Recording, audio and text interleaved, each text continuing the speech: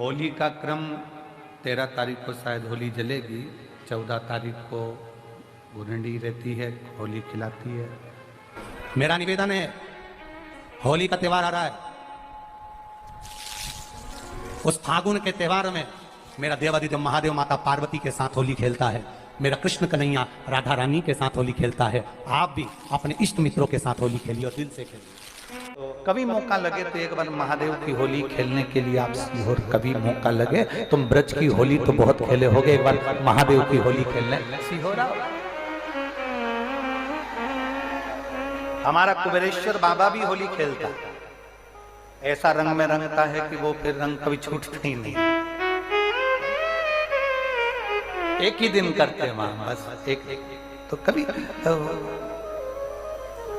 अपने स्वभाव को नहीं बदलना। हम भी उसमें रहते हैं, पूरी होली में आपके साथ में गुलाल खेलने के हम भी साथ तुम्हारे साथ साथ चलते हैं, क्योंकि हम 5 महादेव के साथ होली खेलने के लिए उस दिन निकलते हैं। 5 महादेव, उस दिन हमारा नियम रहता है 5 महादेव के मंदिर जाना है, उनके साथ रंग खेल कर आना। 5 महादेव के साथ जो रंग खेला वो जिंदगी में पंचम इंद्री हो, चाहे वो कर्म इंद्री हो, चाहे वो ज्ञान इंद्री हो, चाहे वो मन रूपी इंद्री हो, ये सब भगवान के रंग में रंगी रहे, इसलिए हम 5 महादेव के साथ होली खेलने के लिए उस दिन निकलते हैं। हमारे कभी आपको मौका लगे तो आप अंदाजा लगाना, जो सीहोर के आसपास के हो या आसपास रहते हो, और छुट्टी मिल जाए तुम्हें होली के समय पर, तो उस समय पर स्मरण करना, जिस दिन होली जलती है उस दिन नहीं, उसके दूसरे दिन भी नहीं, उसके तीसरे दिन शिव तत्व सुबह हम जल्दी उस समय 9 बजे होली खेलने के लिए बाबा के साथ निकल गए। शिव तत्व अहम से, अहंकार से दूर हो जाओ। दिवाली तुमको थोड़ा सा अभिमान सिखा सकती है, रक्षाबंधन तुमको थोड़ा सा अभिमान सिखा सकती है, मकर संक्रांति तुमको थोड़ा सा अभिमान सिखा सकती है। कई माताएं मकर संक्रांति पर सामान बांटती है, कोई कहेगी मैंने चलनी बांटी, कोई के मैं बाल्टी बांटी, कोई के मैं डब्बा बांटी, मैंने तो ये बांटा, मैंने तो थोड़ा सा अहंकार सिखा सकती है मकर संक्रांति भी। रक्षाबंधन भी तुमको अहंकार सिखा सकती है, मैंने तो देखो चांदी की राखी बांधी, मैंने सोने की राखी बांधी, मेरे बहन ने साड़ी दी, मेरे भाई ने ये दिया, मेरे भाई ने, वो भी अहंकार सिखा सकती है। दीपावली भी अहंकार सिखा सकती है कि मेरे पर्दे इतने के लगाए, सोफा सेट इतने का लिया, बेडशीट इतने के लिए, मैंने घर में रंगोली ऐसी डाली, मैंने गुजिया पपड़िया ऐसा बनाया, वो भी अहंकार सिखा सकती है। सारे त्योहार अभिमान सिखा सकते हैं, केवल एक होली ऐसी होती है जो अहंकार से विहीन सिखा सकती है। मालूम नहीं पड़ता व्यक्ति की शान क्या, सत्ता क्या, शोहरत क्या, कौन हो तुम, वो रंग में डूबे हुए हो। बस शिव तत्व वही कहता है, इस महादेव के रंग में एक बार अगर डूब गए तो फिर तुम उस रंग में रंगने के बाद दूसरा रंग तुम पर चढ़ता नहीं। दुनिया के लोगों ने कहानी गलत गढ़ दी, पूरी कहानी गलत बताई। अगर दुनिया के लोग सही कहानी बताते तो भतीजा और बुआ का संबंध खराब नहीं होता। कहानी गलत थी ना। लोगों ने कहा, हिरण्यकशिपु ने अपनी बहन से कहा, बहन तू अपने भतीजे को गोदी में रख कर बैठ जा और चादर ओढ़ कर बैठ जाना, तू बच जाएगी, तेरा भतीजा जल जाएगा। तो बुआ भतीजे को जलाने के लिए गोदी में लेकर बैठी। बोलो सही है कि गलत है? लोगों ने कहानी गलत बताई। होली का लोगों ने कहा उसने अपने भतीजे को जलाया। पहले तो होलिका का नाम तो निकालो कि होलिका का नाम क्या है। कथा वालों ने कह दिया हिरण्यकशिपु की बहन थी होलिका, वो अपने भतीजी प्रहलाद को गोदी में लेकर बैठ गई। वो प्रहलाद को हाथी के पांव के नीचे डाला, खोलते तेल में डाला, अग्नि में डाला, इसमें डाला, उसमें डाला, नहीं मरा। आखिरी में अपनी बहन से कहा होलिका तो अपने भतीजे को गोदी में लेकर बैठ जा। पहले उस होलिका का असली नाम तो लाओ, जिस होलिका का नाम विष्णु पुराण में डूंडा लिखा है। क्या नाम लिखा है? डूंडा। होलिका का असली नाम लिखा है विष्णु पुराण में डूंडा। इसलिए आज भी होली में लकड़ी नहीं जलाई जाती, मोटे मोटे डूंड जलाए जाते हैं, क्योंकि उसका नाम डूंडा है। और डूंडा बैठी अग्नि में, भतीजे को गोदी में लेकर बैठ गई। उसके पास में एक ब्रह्मा जी की चादर थी, जिसको ओढ़ कर बैठ जाती थी तो आगी में जल नहीं सकती थी। डूंडा ने देखा चारों तरफ से आगी लग गई, मेरा भतीजा जल जाएगा। तो बुआ को लगा मेरा भतीजा जल जाएगा। बुआ वो होती है जो दुआ देती है, बुआ कभी बद्दुआ नहीं देती है। और डूंडा ने अपनी चादर को उतारा, आगी चारों तरफ से लग गई, बुआ को लगा मेरा भतीजा जल जाएगा, तो अपनी चादर उतार कर अपने भतीजे पे डाल दी और बुआ खुद जल गई पर अपने भतीजे को नहीं जलने दिया। ये कथा है, पर लोगों ने उसको पूरी पलट दिया, पूरा पलट दिया। बुआ कब जलाई अपने भतीजे को? आप में से इतनी सारी बुआ बैठी हैं, कभी अपने भतीजे को अपशब्द कहा? कभी अपने भतीजे को श्राप दिया? कभी अपने भतीजे को बद्दुआ दी? नहीं। जब भी बोलती हो मेरा भतीजा खूब फले फूले, भगवान कृपा करे, मेरे भाई जैसा नाम कमाए, मेरा भैया कितना नाम कमाता वैसा मेरा भतीजा नाम कमाए, तो भतीजे को चाहिए जब बुआ घर में आए तो अपने मम्मी पापा से कहना, पापा मम्मी 2 साड़ी देना, क्योंकि अब मेरी नौकरी लग गई है, मैं कमाने लगा हूं, मैं कमा रहा हूं, इसलिए मम्मी एक काम करना, 1 साड़ी पापा देंगे अपनी बहन को और 1 मैं दूंगा अपनी बुआ को। तो मम्मी कहेगी तू अपनी बहन को देना, बुआ को क्यों दे रहा है? तो कह देना अगर आज मैं दूंगा तो उसके भी भतीजे उसको देंगे। ये हमारे यहां क्रम चालू होना चाहिए। होली में मोटे मोटे ढूंढ जलाए जाते हैं। ढूंढा की राख तैयार होती है, उसका कालापन जो तैयार होता है उसको उठाकर ले आए और कपड़े में उसको छान कर राख तैयार कर 3-4 बार छानने के बाद उस भस्म को 12 बजे से 1 बजे के बीच में शिव जी को समर्पित कर देता है और उस भस्म को उठाकर उसमें घी मिलाकर मस्तक पर तिलक लगाकर चले जाता है। वो जिंदगी में कभी हार नहीं सकता, विजय ही पाकर आता, उसकी कभी हार नहीं हो सकता।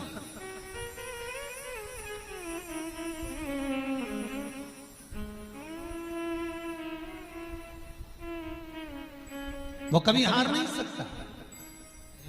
शिव महापुराण की कथा कहती है वो भस्म विजेता को प्रदान करती है। आपको किसी से नहीं कहना, किसी के हाथ नहीं जोड़ना, केवल वो भस्म का तिलक लगाकर जिससे आपका काम निकालना है उसके सामने पहुंच जाइए, आपको सुख का अनुभव हो जाए, कार्य सिद्ध। तो भस्म इतनी प्रबल होती है। मार्च को महादेव की होली अपने शिवालयों में शंकर जी शिव मंदिर के अंदर चंदन का जल 1 लोटा अवश्य चढ़ाएं। महादेव की होली अवश्य मनाएं। होली आ रही है, लगी नहीं रिया की होली जैसा है। दिवाली आती है तो लगता ही नहीं कि दिवाली जैसा है, राखी आती तो लगता ही नहीं राखी जैसा है। सारे त्योहार फीके हो गए गुरुजी। हमने कहा त्योहार फीके नहीं हुए, त्योहार का कलर फीका नहीं हुआ, त्योहार का रंग फीका नहीं हुआ है, बस त्योहार वही है, गुलाल वही है, मिठाई वही है, गुजिया पपड़िया वही है, खुरमे चकरी वही है, पपड़िया वही है, गुजिया वही है, इंसान वही है।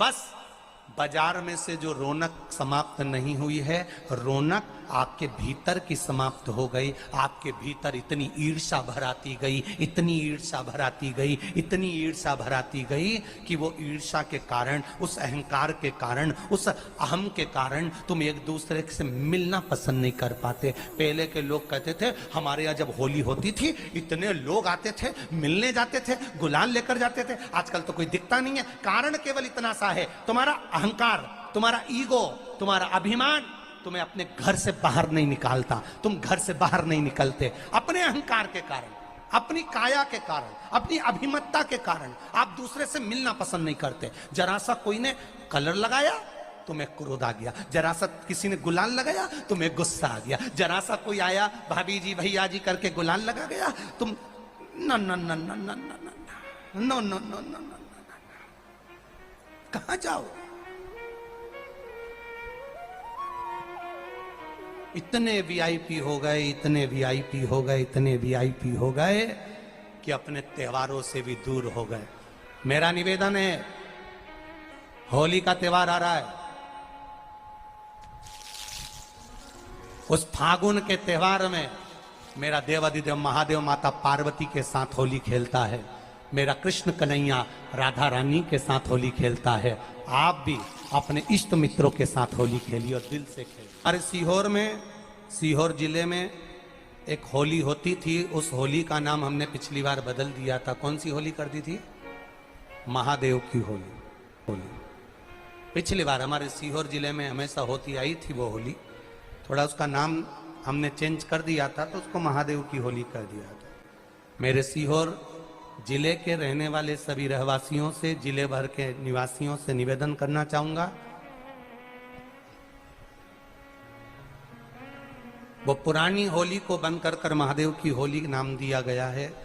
शिव मंदिर में जाना है, चंदन का जल शिव जी को 1 लोटा चढ़ाना। एक बात अपनी जिंदगी में उतार कर रखो, शंकर भगवान को घी का दिया भी लगाओ तो तुम्हारे घर में जो असली घी हो, थोड़ा सा भले 1 पत्ती लगाओ, भले इतनी सी बत्ती जलाओ, पर असली घी की जलाओ। शिव जी को अगर चंदन भी लगा रहे हो तो असली लगाओ। शंकर भगवान को चावल भी चढ़ा रहे हो तो असली चढ़ाओ। शंकर भगवान को अगर अष्टगंध भी चढ़ा रहे हो तो असली चढ़ाओ।